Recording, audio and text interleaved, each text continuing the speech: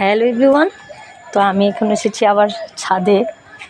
তো গতকাল কি করেছি, আমরা যেহেতু ঘুরতে গিয়েছিলাম, হ্যাঁ, তো অনেক কাপড় ভরেছে।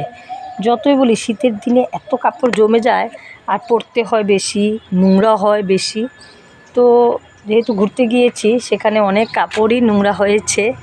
দুদিনের জন্য গেলাম, সেখানে ধোয়া হয়নি। তো বাড়িতে এসে তো জমিয়ে আর কত রাখবো, তার জন্য গতকাল আমি একদম দুপুরবেলার দিকে অনেকগুলো কাপড় ধুয়ে নিয়েছি। রোদ উঠছে না, কিন্তু কাপড়গুলো ধুয়ে নিয়েছি।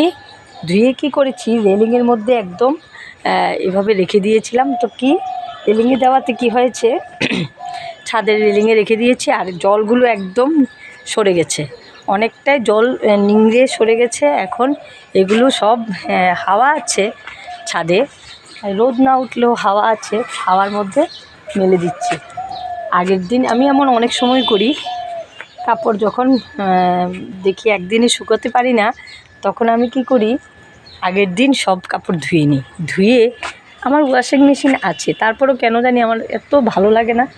সেই ওয়াশিং মেশিনে ধুলেও কি হয়, একটা যতই শুকিয়ে নেই না কেন, স্পিন করলেও সেই একটা গরম শুকনা যে ওইটা শীতের দিনে হয় না।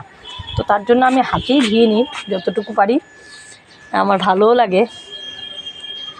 তারপর এখন কাপড়গুলো সব এক এক করে মেলে দিচ্ছি। জলটা সরে গেছে একদম, আর এটা কিন্তু খুব সুন্দর সিস্টেম।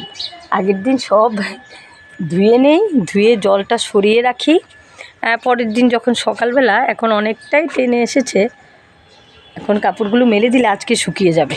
রোদ উঠছে না, হাওয়া দিচ্ছে, প্রচুর হাওয়া, ঠান্ডা, কি অবস্থা হয়ে আছে প্রকৃতি, ঘরে থাকা যাচ্ছে না, এত শীত, কি বলবো। তো এখন সবগুলি কাপড় মেলে দিচ্ছি, আজকে না শুকাক, কালকে শুকিয়ে যাবে। তো এইভাবে আমি কাপড় শুকাই শীতের দিনে। তারপর এখন রান্নাবান্না করার জন্য যাব, সবগুলো কাপড় মেলে তারপর রান্নার জন্য যাব। ছাদে এসেছি, রোদের তো কোনো ভাব নেই, ছাদে থেকেও লাভ নেই, তা হাওয়া দিচ্ছে, শুধু হাওয়া, আর কিছু না। সব দিকে কি এমনই অবস্থা, নাকি রোদ আছে জানাবেন তো। আমাদের এখানে কিন্তু রোদ একদমই নেই, একদমই রোদ উঠছে না, পুরো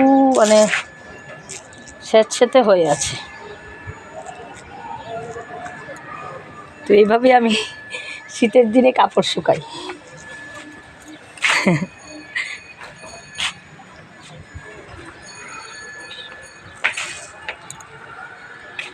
তো টাটা।